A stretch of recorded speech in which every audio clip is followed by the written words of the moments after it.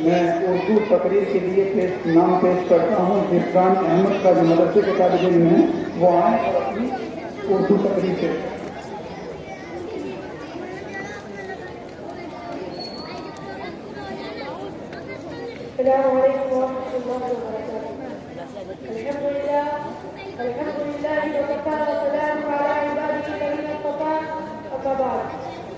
हम अपनी जान के दुश्मन को अपनी जान कहते हैं। हम अपनी जान के दुश्मन को अपनी जान कहते हैं।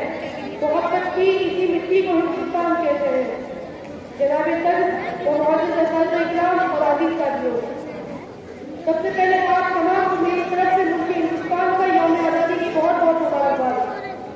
हज़रात, ये वही आज़ादी का दिन है जिसको हासिल करने के लिए हमारे आबा और अजदाद ने बहुत सी कुर्बानियां पेश की थी। ये वही आज़ादी का दिन है जिसको हासिल करने के लिए महात्मा गांधी ने खुद को भूख से दो चार किया था। ये वही आज़ादी का दिन है जिसको हासिल करने के लिए इस्लामुल्लाह खान ने गांधी के खंडों को चुना था। जब भगत सिंह को गांधी के खंडे में चढ़ाया गया था तो भगत सिंह ने अपनी जुबान में ये अल्फाज निकाले थे, अब भी जिसका खून न खोला वो खून नहीं पानी है, जो देश के काम न आए वो बेकार जवान है। हिंदुस्तान की तारीफ हो रही है कि उनके हिंदुस्तान को आजाद कराने में बहुत से लोगों ने अपना अहम योगदान दिया है।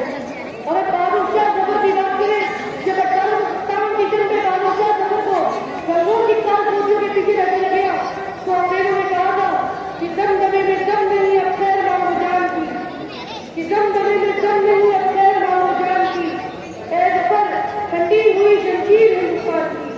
तो जफर ने जो जवाब दिया था वो ये था, वादियों में तू रहेगी जब तलक ईमान की, वादियों में तू रहेगी जब तलक ईमान की, तब से लंदन तक चलेगी सैर हिंदुस्तान की।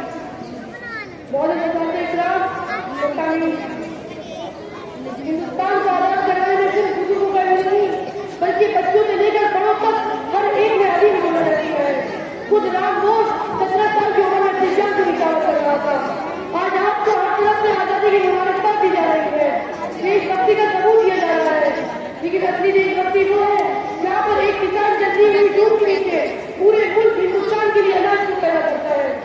असली देशभक्ति ये है जब सरकारी मुलाजिमीन अपने काम को जिम्मेदारी समझता है।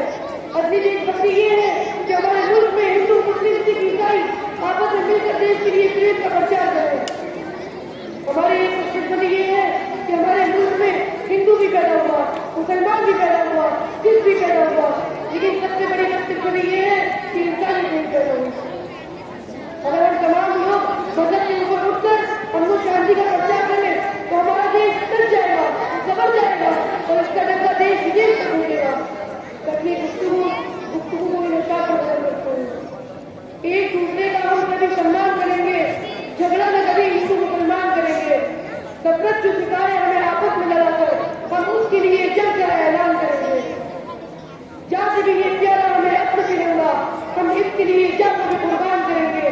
झगड़ा न कभी हिंदू मुसलमान करेंगे। बहुत